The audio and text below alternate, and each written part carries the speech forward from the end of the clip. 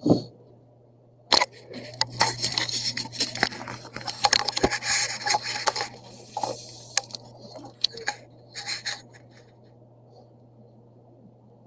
you get this down? Support. What do you remember? You got this, all right. How to negate nouns, right?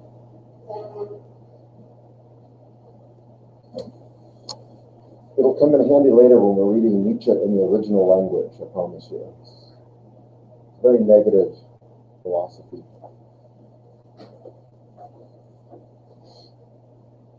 Wouldn't that be great if it was that easy? Okay. So, just, I think we were done, or pretty close. Oh, okay. From a social, okay, under axiology still, just one more thing about, well, we already talked about it.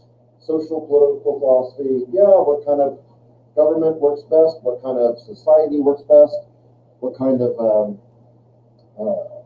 even economic system, all that kind of stuff. And there's a lot of things to choose from, you know. Choose wisely. It seems that maybe some things work better in other parts of the world, right? I mean, I know, and it's just what I know more about, just from my own studies, but that there was some problem with the transition from having had centuries or maybe even millennium of monarchies, of going directly from a monarchy to a democracy. I mean, like more, you know, a direct democracy or a republic of some sort. That's a difficult transition for people to make mentally. It's a big leap for people to make. From having been told for generations and generations, from some kind of a figure at the head, a figurehead, or I mean, a powerful person at the top, you know, how it's going to be, how we're going to live, and give people all this freedom all of a sudden. Yeah, it's difficult. So, I don't know, some people would argue that that's a tough transition for a lot of countries. So some things seem to work differently, better some places than others. And Protagoras, go back to him, would say, hey man, there you go, good to see you.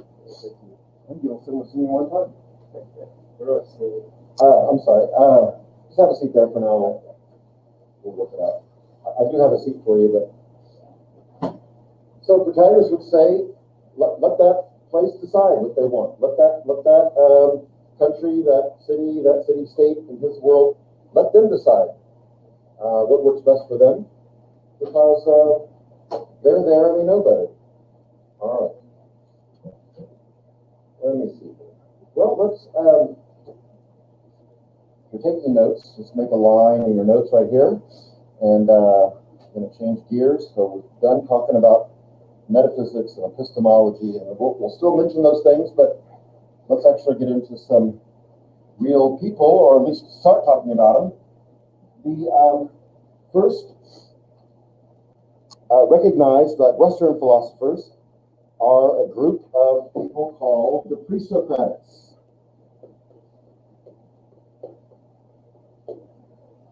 Pre-Socratics. I don't want to get too technical on the linguistics here, but pre meaning before, Socratic coming from the word Socrates. Therefore, before Socrates. You would have never figured that out unless I led you down that path. Where's my laugh track, Brendan? Can you get that going? And I need the neon sign. It worked last semester for a while. People got tired of it. Pre-Socratics? Yes, before Socrates. This is where Western philosophy begins. Again, we're in the, I'll say the same thing, we're in the Greek world, which is much bigger than what Greece is today. But it would extend on up into what's, Albania, part of the former Yugoslavia, all the way in the large portions of Turkey, and even beyond. But the Pre-Socratics, this is really one of the few dates that I want you to know. It's just a range of dates. They lived and worked, or wrote, and whatever they did, between 600 and 400 BC. So we're counting backwards at this point.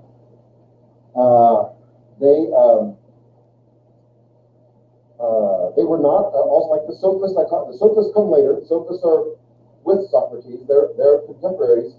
So I'm kind of jumping backwards a little bit from other people I talked about. the pre-Socratics, again, like the Sophists, they're not a homogenous group of people. They don't have a focused, they don't all believe the same thing.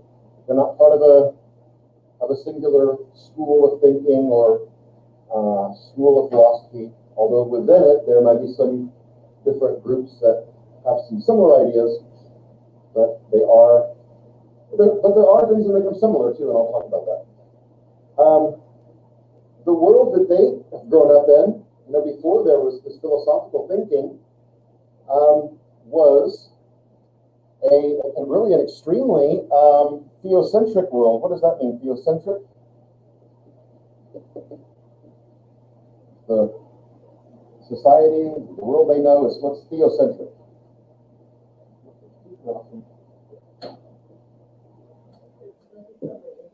One more time. Yeah, right. So centered around, well, for the Greeks, right, it was centered around the gods, plural, right? For the pre-Socratics and people long, long before them, everything would have been explained by the God. To the point that there was no inquiry deeper than an answer like, well, that's how the gods want it. That's why it is this way. Oh, okay, that's my answer. That's a very theocentric society when you can just give an answer like that. Theocentric also, of course, focuses people on their faith or on that accepted religion and on the power of the gods as well, and a fear of the gods. So somebody maybe does ask some kind of a question that we would see today as being a scientific question, something simple like, well, not that simple, but why does the sun move across the sky? Oh, Apollo dragging his chariot across that's how it happened. The gods are involved. That's a theocentric way. All right. Also, the gods that they not all of them, but most of them, there was a bit of a large part, what we call, I'm going to try to spell this out here, anthropomorphism. Lots of O's here. Okay, there we go. Or anthropomorphic. This is different than in literature. You have personification, which is, right, where things in nature or other things that are not human are attributed to certain human qualities, right? Right? So you say, like, at the funeral, the sky cried heavy tears. Yeah, well, the sky doesn't do that. But, right, it's kind of it's a beautiful kind of writing, but thank you very much. I wrote that myself. It's right here. Right here. Creativity in action. But anthropomorphism, though, is not a literary term. In this belief system, and if you think about it, what you see is the portrayal of what Greek gods look like. They not only, well, they look human. Most of them look human or have some human character. You know what I'm talking about? You've seen pictures of, right? You've seen Hercules, right? The Disney movies? Maybe you have, right? Yeah, the gods seem to be pretty, no, not all of them. Some of them are kind of half human looking, maybe, or have some human. But then on the other side, it's not just their physical appearance, but the gods are emotionally like humans too. They get jealous, they fall in love, they have rivalries with each other, they have falling outs with each other, they reunite, they work together on things. They have a lot of, there's a lot of human qualities. All that is anthropomorphism. So the gods they were following, in a lot of ways, they kind of regarded them as if they were, in many ways, human. Now, this anthropomorphism is not unique to Greek. Yeah. Where is it now? Yes, ANTHRO, like anthropology. In fact, I guess it's on anthropology. Anthropo, and then morphism. Okay. Yeah, okay. I don't forget what I was saying. That's all right. Anyway, this is so centered around the gods. The gods also have these very human-like kind of attributes, physically and emotionally. Oh, that's what I'm saying. It's not unique to this system. I think that, at least in our own minds, we probably, it's almost kind of natural, really, in a sense that we want to relate to God or the gods. So in order to relate to them, we kind of create an image of God in our mind that is probably, for most people, is probably a kind of human image, although we don't really know what God looks like. And we also attribute, human-like characteristics to God. God tells us he's a jealous God. There you go. There's a human characteristic. God seems to get angry at times. God seems to pick out his anger and vengeance sometimes. Yeah, it's in the Bible. Well, I'm not just making stuff up. I'm not my own life. I'm just talking about right there in the reliable scriptures. And then sometimes, I don't know. He's got, all right. But we do this also. We do this as well. Maybe your vision of God is a kind of nebulous cloud of floating wisdom. That could be. I don't know. But most people kind of attribute some kind of human characteristics to God, Christian God as well. Okay. So this was the world they grew up in. And again, the world was the way it was because that's the way the gods wanted it. And the pre-Socratics come along, and they really kind of shake this system up a little bit, which gets a lot of negative attention, but they developed their own new words here. Got two big words here. Throw these around in college next year just for fun. We're going to do a sentence somehow with the professor. This one here is not so exciting, but still. They developed their own cosmology. The study of the universe, right? Cosmology. Okay.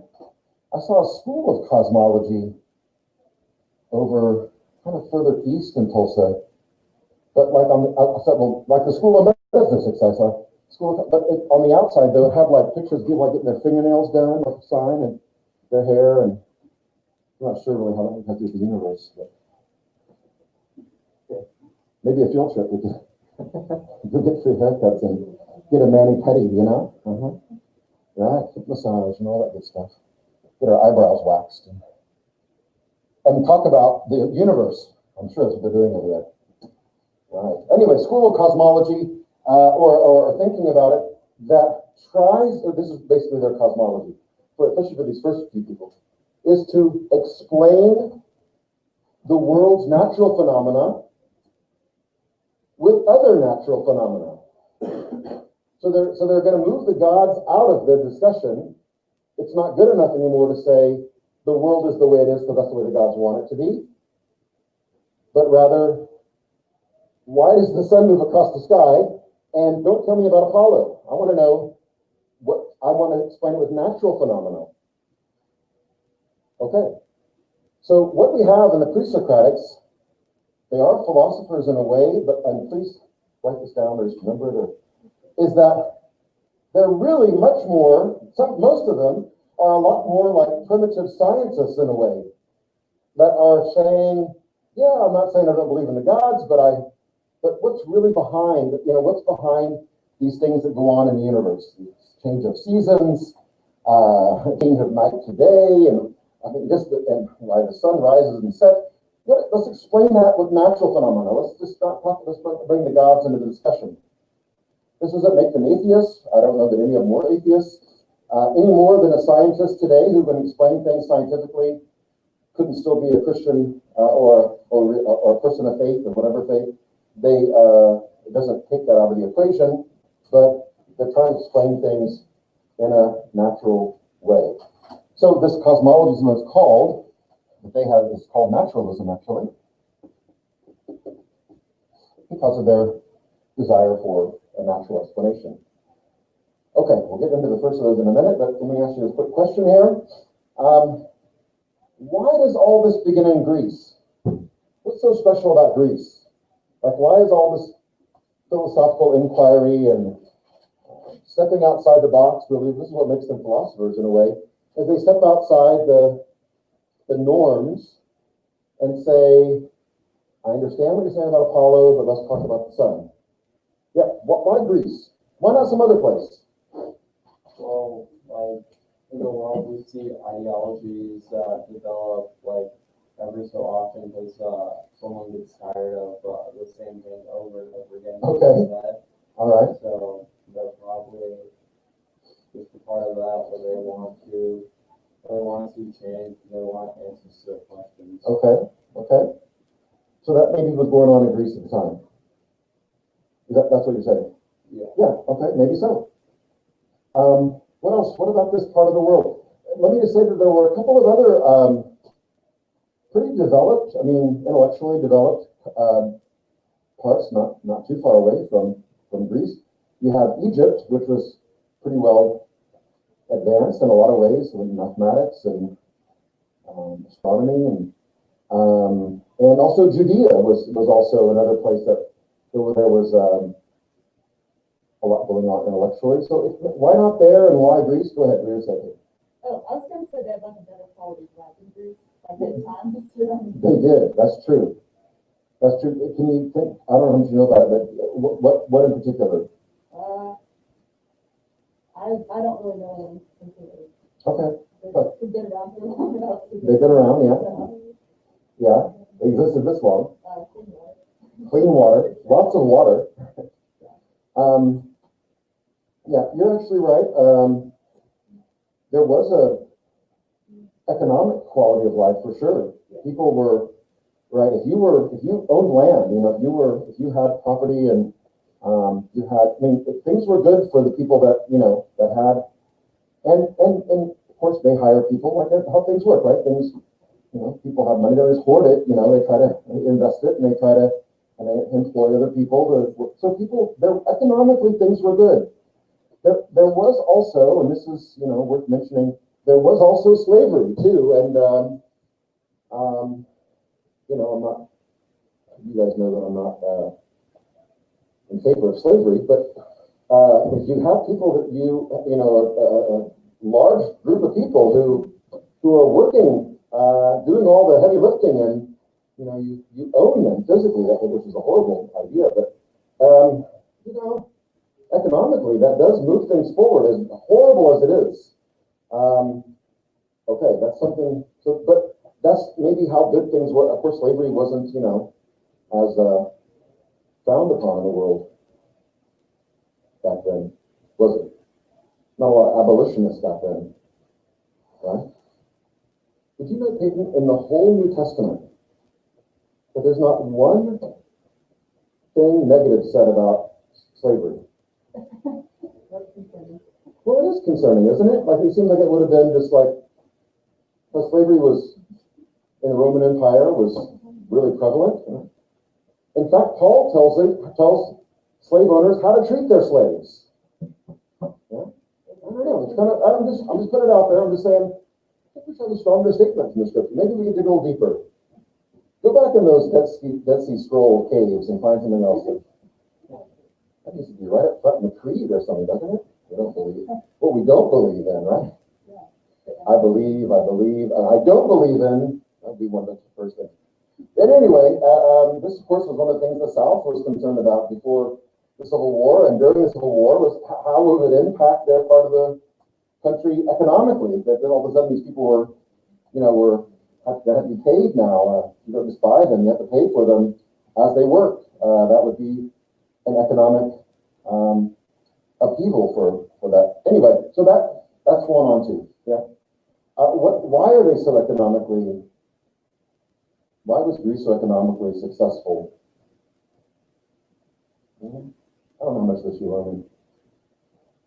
Just think about where they are in the world. You can think about it. I should show you a map. Oh, they're good trade.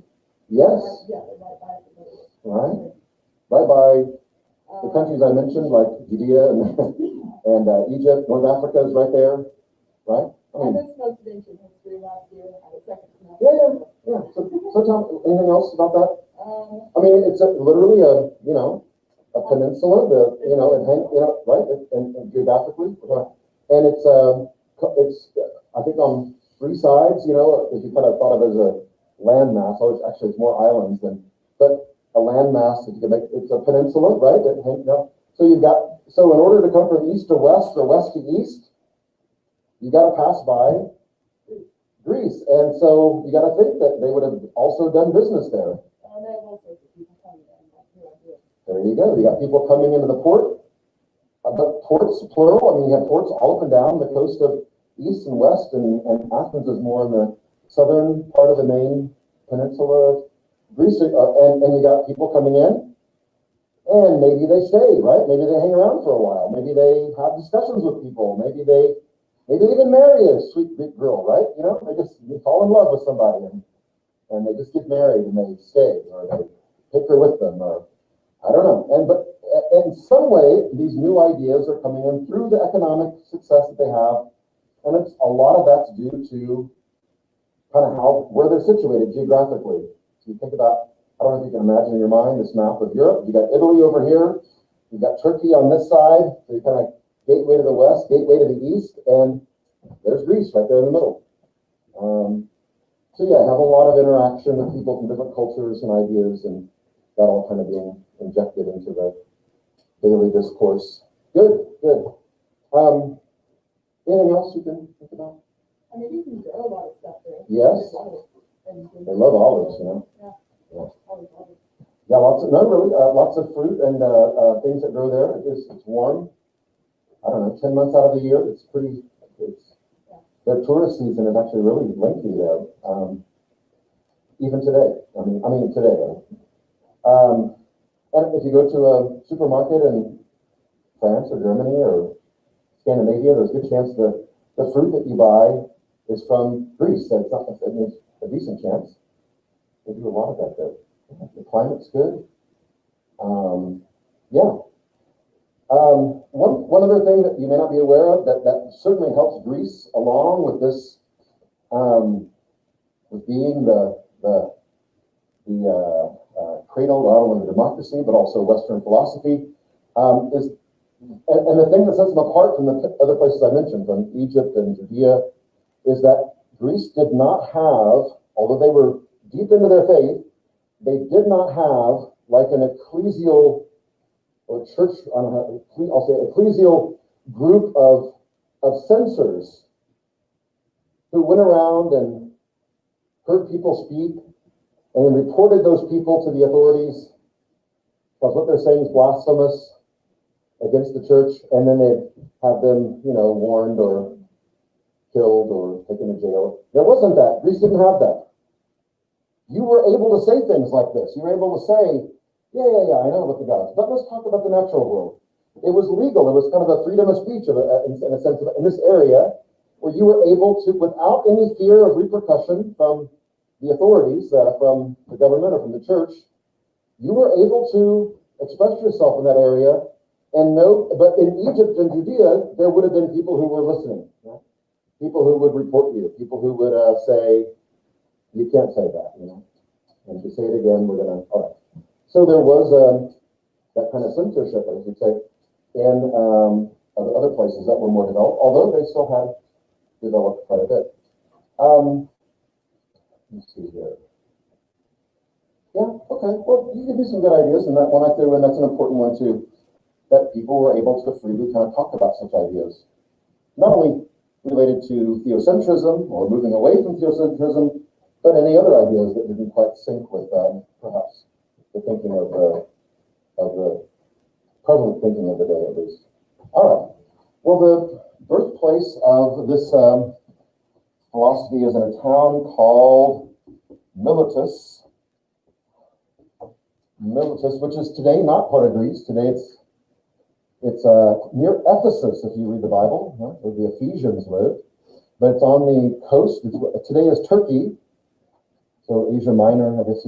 But it's on what's called the Ionian coast. So you have Greece over here, and then you have Turkey over here, and this is basically the Ionian coast that runs along here. And I don't know, Miletus was somewhere around here. So it's not far away. It's all part of the same country, or same Greek world. I keep saying the same thing, but And this is where it begins. Again, also in a port city.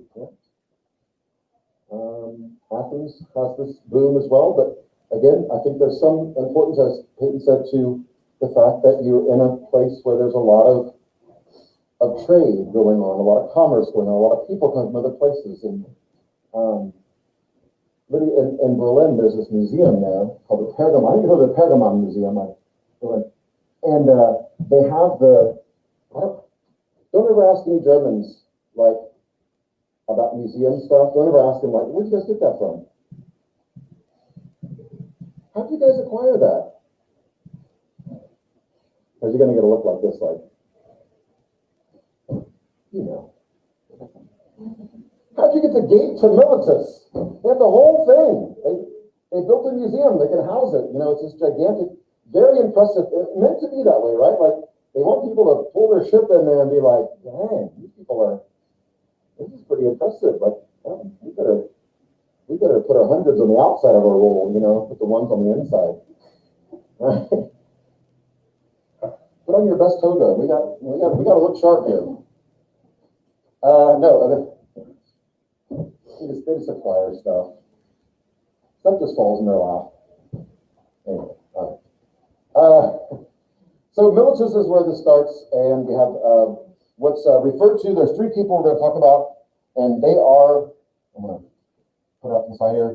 They are referred to as the Milesian School because of where they're from, and although they don't totally agree on everything, they have kind of the same focus, but their conclusions are different.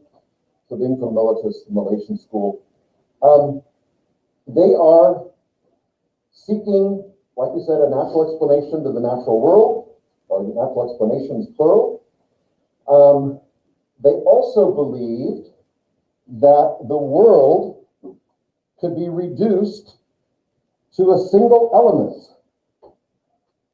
That the world, the entire world, the physical world that you see, there is one element that underlies everything else in the universe, or everything in the universe. This kind of thinking is called monism, like mono, one, right? Monism, that everything can be reduced down to one thing. How many elements do we have on the periodic chart as of today? I'm working on them later, so. 310? How many? 310? 310? That's what I think. Is that right? Something like that? It was about 100. I thought it was lower than that, but yeah. It's been like 2 years since I took it. Okay. Maybe they took some out. I'm just kidding. Anyway, that's right. Let's agree that it's 150, okay? Doesn't matter because the difference is big whether it's 300 or 100 or 150. They only had 4 elements back then, only 4. And none of them appear in your chart. You know what they were? Earth, wind, or air, right? Fire, water.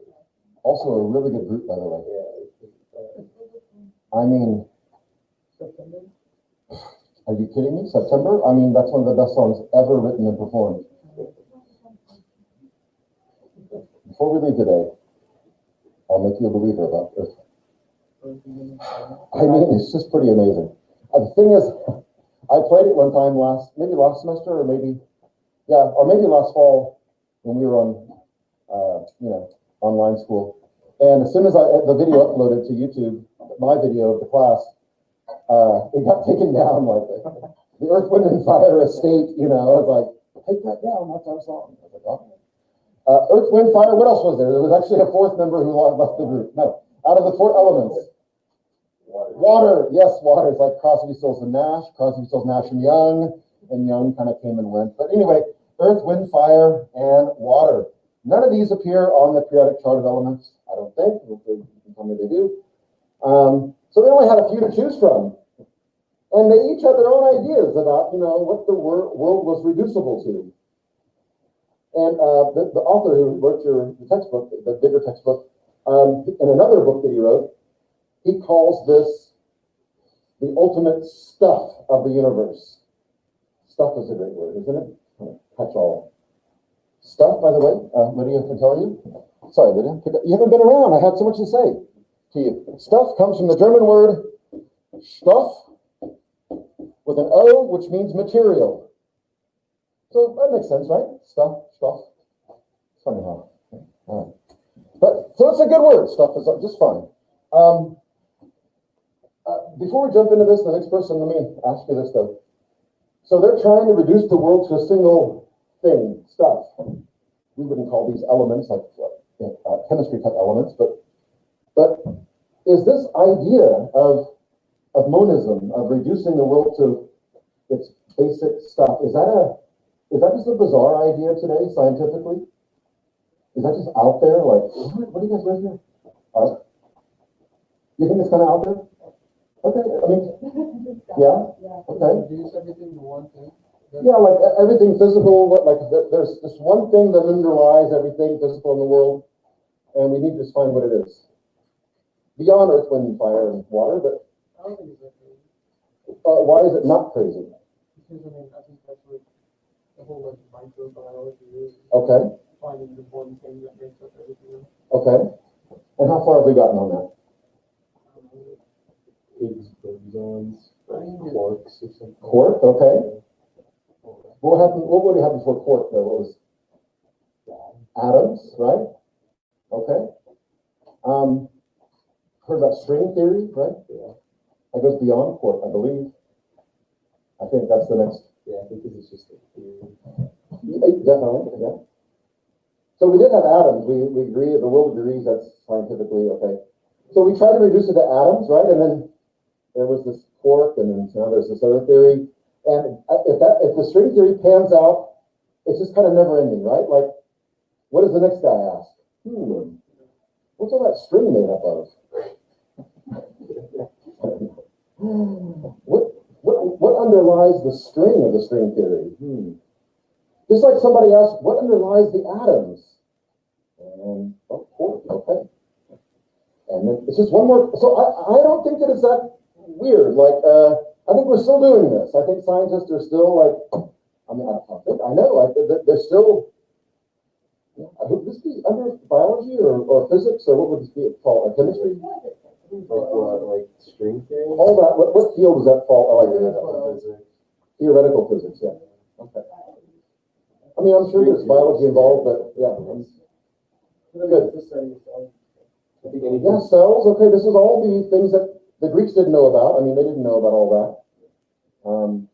Oddly enough, though, even the word atom comes from a Greek word because there were some pre-Socratics who had this crazy idea that nothing was really as stable as it appeared, that there were particles like moving at such a rapid pace that they gave the appearance and the even, physically, it gave things, a stability.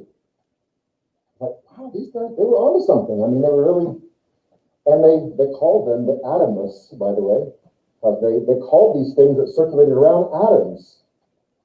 Turns out they weren't too far off, maybe, almost. Yeah, there was, anyway.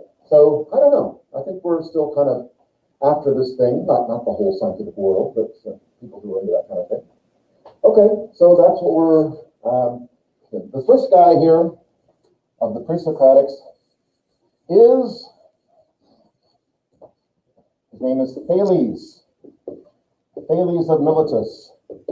Just so that you don't confuse him with the other Thales of history that you have logged away in your head.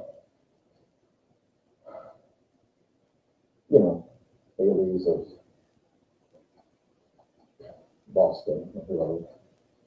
Right, well, all right. Maybe it's important to say Miletus because, just to emphasize, that's where this whole thing started.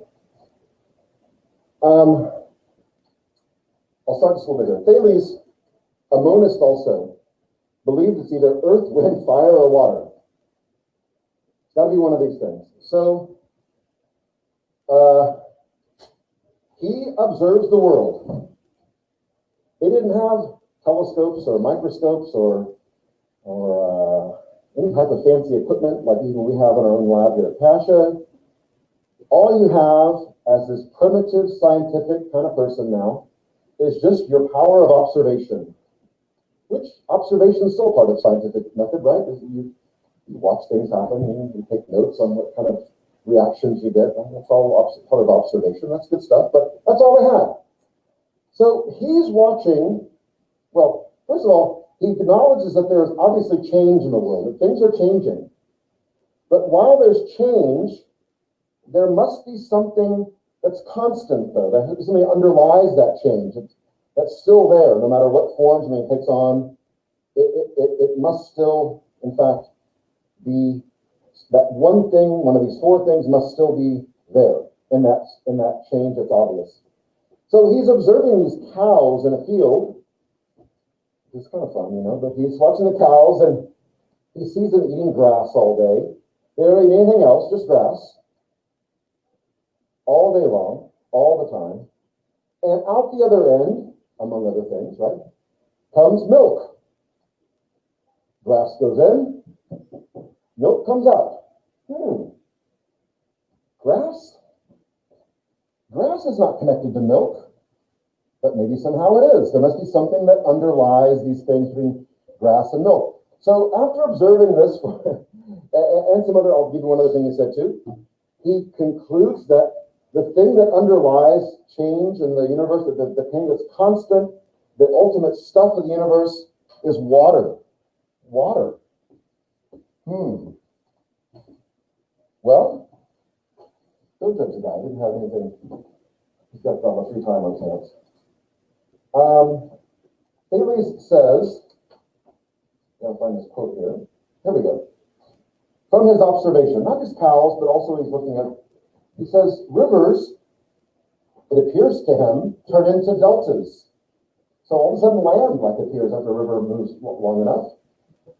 Turns into deltas. Water can turn into ice. Can turn back into water again from ice. Then water can turn into steam, which becomes a part of the air. And air can help fuel a fire. So water, yeah? He's thought this out a little bit. His quote is, water is best. We'll put it in quotation marks. Water is best. Don't judge him for his scientific method or even his conclusions. He's just doing the best he can.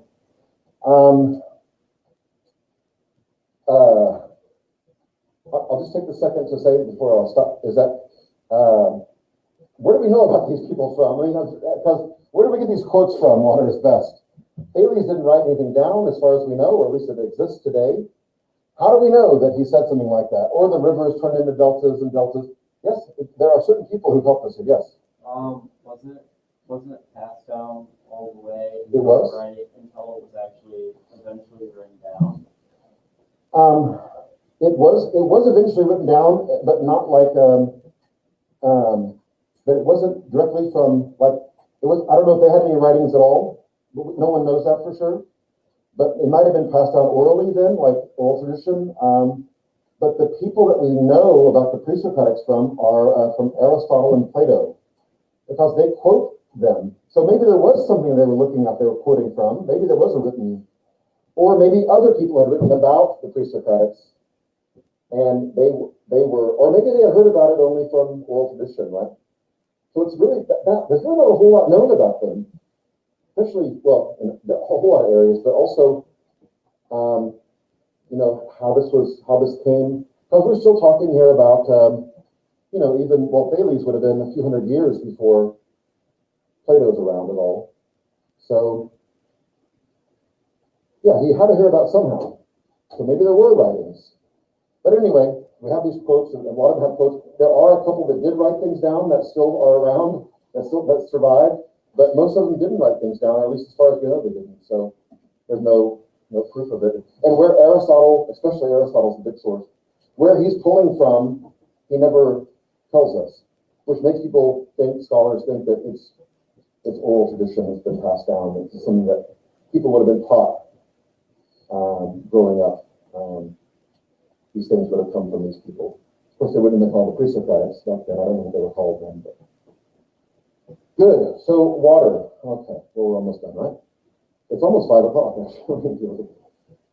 You guys starting to be at home watching TV and making plans for the evening. Don't you wish? Soon enough. I'll stop there. Hopefully, we're slowly getting a class back. It looks like we are. A couple a day have kind of filtered back in. Why is,